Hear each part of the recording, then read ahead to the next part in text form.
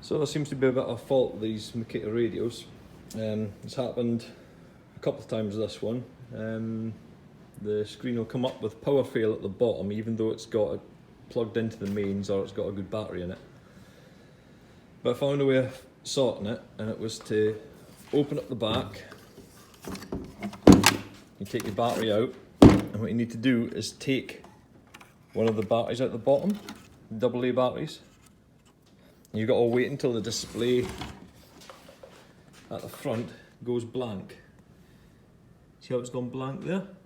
There's nothing on it. So once it's done that, go back up, put your battery in,